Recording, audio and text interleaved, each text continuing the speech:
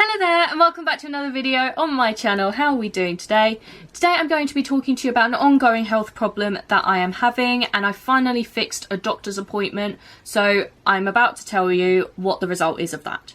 So let's go. I suffer with something and I'm not even going to try and pronounce it, I'm not even going to try and say it, so here it is written for you, and it's basically the inflammation of the rib cage or of the breastbone, which is about here, but for some reason I seem to have the pain all over my rib cage. Having done previous research about it on the internet, as you do nowadays, it comes across as that it's going to take a really long time to heal, which unless you are really lucky, it is practically impossible, or as I have found it to be practically impossible, for me to get better.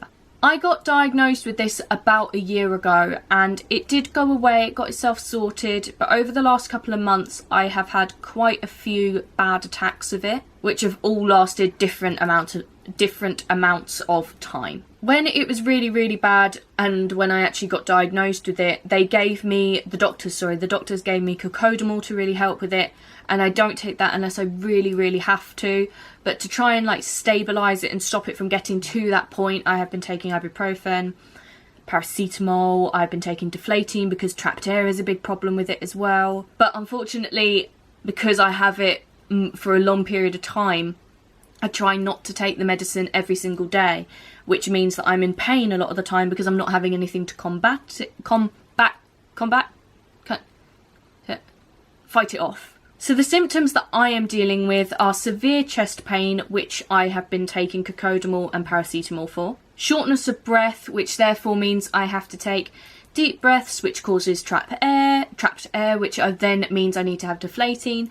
And if I have deflating, sometimes that makes me feel sick, so I have to have gingins, which are a hard-boiled ginger sweet, which I've spoken about before, I think. But after I then start to breathe, I have to breathe deeply, and it's actually really hard to, because when it's sore, the chest won't expand that far for me. I can't do the breathing, it's really ridiculous. And because for some reason it seems to be affecting my entire rib cage, every step that I take is like a shockwave full of pain through my body, like a jolt of pain. So I actually can't walk normally. I have to shuffle my way across. I've actually had to use a stick, and I'm actually buying another one that I can have in my bag all the time, so that if I need to cross a road or something, I can get that out, because to me that's kind of more acceptable than me just really slowly moving across a crossing, which isn't fun for me because I know I'm holding up traffic and it's just a really not fun experience to go through.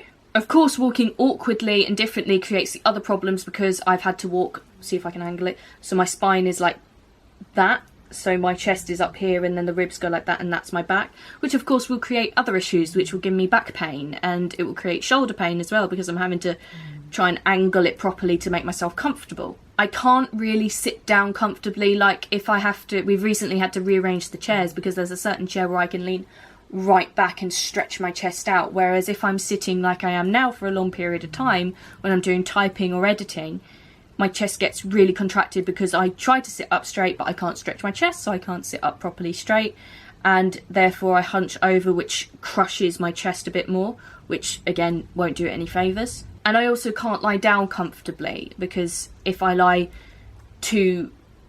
so my head is too high up, it then crushes that. It does the same effect as sitting down as lying back, so I'm a bit like that, which again doesn't do my chest any favours. And then along with sitting down and lying down for long periods of time, I just stiffen up, which is probably common sense, but it you know, when you try and rest it, you don't want to have to get up, and when you do, it's even more painful than when you were lying down, so to get it comfortable is absolutely ridiculous. And of course, covering all that, it makes every single day like a day-to-day, it makes it a day-to-day problem and a day-to-day hardship, which is kind of wearing over this long period of time that I've had it. So seeing as those are the symptoms, the knock-on effect of those and the day-to-day struggles that I have are that I can't pick anything heavy up.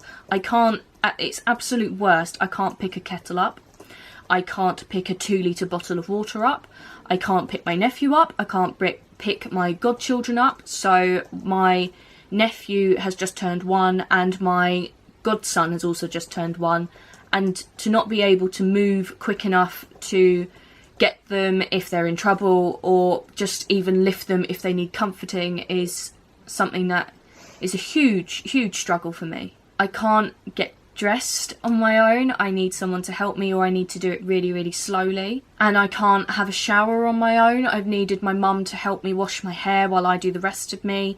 And that is not embarrassing. It feels embarrassing and soul destroying because I shouldn't have to do this at my age. But I'm never afraid of asking my mother for anything or any help to do with that. You know, that's something that I'm just not self-conscious about.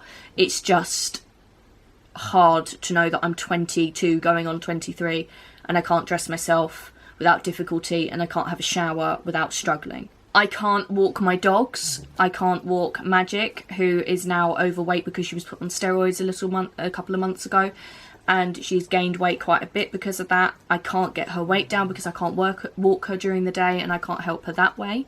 I also can't play with her either, which is really hard.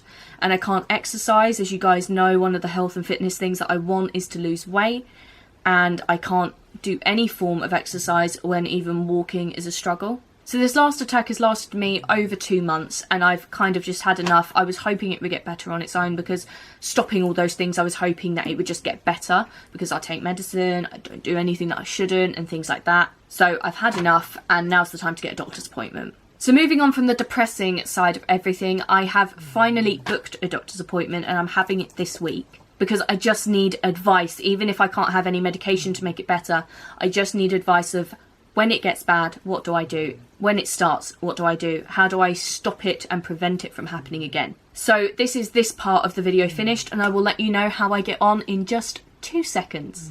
Okay, so I went to the doctors, and I have really, really good news. They've actually taken me seriously. The last couple of times I've gone, I've been really worried that they're not going to, and they're not going to do anything about what is wrong with me, because with the condition of costochondritis, I don't know how to pronounce it, so I'll just write it here for you guys. It is very much of just go away and let it get better, and that's quite difficult. So in total, they sent me for 3 different blood tests, which equaled about 4 vials worth. And they've also sent me for something, and I don't know, and I can't pronounce the name. It's like rheumatical or something. It's basically to see a specialist about joints and cartilage, as far as I understand. And that appointment isn't going to be till the 20th of August, I believe, or the 22nd or something. But what they have done is also, my doctor has also prescribed me a lot stronger medication, and that they have prescribed me 2 different medications, and both of those are going to last me long enough to get me to that appointment, which is going to be excellent because I'm supposed to take them alternately. So perfect. Everything I needed was answered, and I'm really, really happy. And they've also put those prescriptions on repeat, which means I can just log on to my patient access thingy, say to them I need more, and they will send more out for me, because before I've ordered it, basically it just saves me not having to go and see the doctor every time I need some more, which again is brilliant. So I will let you guys know how I get on after that appointment and being on the medicine for a little while, and see if that helps me or not. So, and that is it. I hope you have enjoyed this video. Don't forget to check out all the links in the description, as I love them all and wouldn't put them there if I didn't. Let me know in the comments of anything else you'd like to see me do on this channel. And finally, don't forget to like, comment and subscribe if you want to see more, and I will see you next time. Bye!